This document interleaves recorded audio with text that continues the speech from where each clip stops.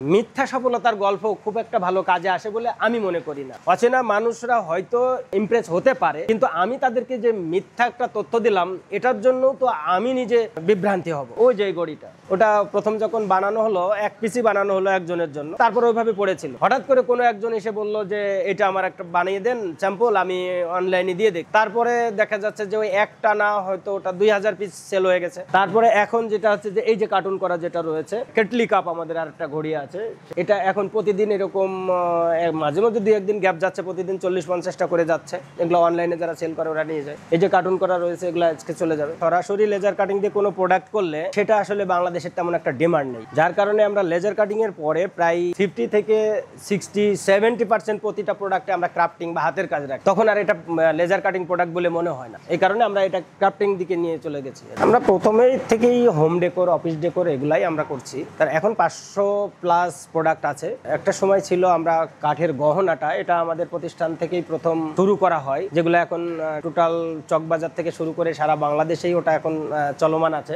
আর এখানে আমাদের যেটা পরবর্তীতে আসছে মিরর, লাইট শেড, অর্থাৎ হোম ডেকোরের যে বড় বড় যে ইয়েগুলা, তেমন আমার সুতা দিয়ে ছোপা করা হয়েছে, জুটের সুতা দিয়ে ছোপা করা হয়েছে, জুটের সুতা দিয়ে টি টেবিল, সেন্টার টেবিল করা হয়েছে, ড্রেসিং টেবিল করা হয়েছে, কর্নার করা হয়েছে। এগুলো বড় বড় প্রোডাক্ট করা হয়েছে গত জুট মেলাতে, আমরা এগুলা প্রদর্শন করেছি। ডিজাইন আসলে চাহিদা বুঝে চিন্তা করতে করতে অটোমেটিক্যালি চলে আসে যে আগে এটা করছি, এখন হয়তো এটা করা যায়, তো এইভাবে করে চলে আসে। তো আমরা যেটা চিন্তা করি যে আমাদের যে কোনো ডিজাইন করতে গেলে এখানে যেটা সম্ভব, ম্যাটেরিয়াল প্লাস মেশিনারি সাপোর্ট বা ইকুইপমেন্ট সাপোর্ট, সেটার উপরে নির্ভর করে ডিজাইনগুলো করতে হয়। আমরা ইচ্ছা করলেই যে কোনো বড় বড় ডিজাইন করতে পারি না। ম্যাটেরিয়ালও এখানে বাংলাদেশে অ্যাভেলেবল না সবকিছু, বাংলাদেশে ম্যাটেরিয়াল সংকট আছে। আবার ওয়েস্টেজ ম্যানেজমেন্ট যেটা আমরা বলি যে রিসাইকেলিং করা, সেটাও বাংলাদেশে প্রবলেম। যেমন কলা গাছ দিয়ে এখন সুতা হচ্ছে, আমি কলা গাছের উপরে নির্ভর করে যদি কোনো এলাকায় একটা ইন্ডাস্ট্রি করতে যাই, আমি তো 15 দিন পরে কলা গাছ শেষ হয়ে যাবে, আর কলা গাছ পাবো না। কলা গাছ তো এমন জিনিস না, মেশিনের তৈরি হয়, তো তখন তো ম্যাটেরিয়াল সংকট বাংলাদেশে সবসময় আছে। বাঁশের যে ল্যাম্প সেটগুলা, এগুলা বেশ চাহিদা, কিন্তু এগুলা এতটা অ্যাভেলেবল বা যারা তৈরি করে তারা পুরোটা সাপোর্ট দিতে সক্ষম না। তো আমার দেখলো যে ওর বিকল্প কি করা যায়। ওর বিকল্প কাঠ এবং সুতা দিয়ে যে জিনিসগুলা, যেটা আমি দেখছি যে আলিবাবা কিংবা অ্যামাজন বিশ্ববাজারে যেটা চলতেছে, তার আদলে এগুলি বা তার থেকে ডিফারেন্ট কিছু ডিজাইন আমি তৈরি করছি, সেইগুলি দিয়ে যাতে আমরা ওই চাহিদাগুলো পূরণ করতে পারি, যেগুলা বাঁশ ওয়ালারা সব এককভাবে পাচ্ছে না। ওইভাবে বাঁশের বাংলাদেশে কোনো ইন্ডাস্ট্রি নেই। তাছাড়া বাংলাদেশে যে বাঁশগুলো উৎপাদন হয়, এগুলা ক্রাফটিং বান্ধব বাঁশ না।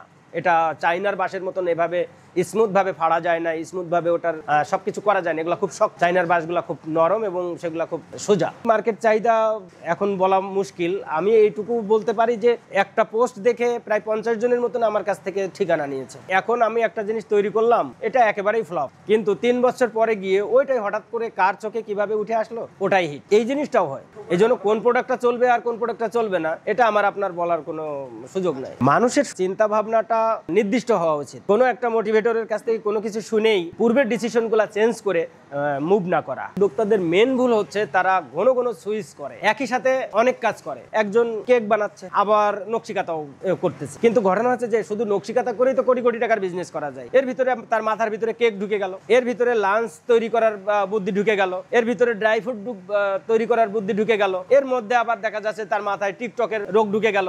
সব মিলিয়ে ক্ষুদ্র উদ্যোক্তাদের এরকম কিছু ঝামেলা আছে। আমি যদি 5 বছরের চিন্তা করি, তাহলে 5টা লেভেল থাকা উচিত, যে প্রথম 1 বছর কত দূর যাব, দ্বিতীয় বছর কত দূর যাব, তৃতীয় বছর, এইভাবে। এখন প্রথম দ্বিতীয় বছর পার করার পরে যদি দেখা যায় যে এখানে যে 2 বছরের যে ভুলগুলি ছিল সেগুলি শুধরে তৃতীয় বছরের প্ল্যানগুলো এভাবে, অর্থাৎ 5ম বছর পর্যন্ত যে প্ল্যানগুলি আছে সেটা সাকসেস ভাবে সফল করাটা হচ্ছে মেন কাজ। এমনও হয় ছুটির পরেও আমার মনে হয়েছে যে একটা প্রোডাক্ট মাথার ভিতরে, ওটা ছুটির পরে রাত 10টা-11টা বেজে গেল, তা ওটা করে চলে গেলাম। আবার অনেক সময় আসছে যে আজকে একটা ডিজাইন করতে হবে, কিন্তু হচ্ছে না। এটা ব্যাপারটা হচ্ছে যে আপনার আইডিয়াটা কখন মাথার ভিতরে আসছে, সাথে সাথে করে ফেলা, কবিতা লেখার মতো।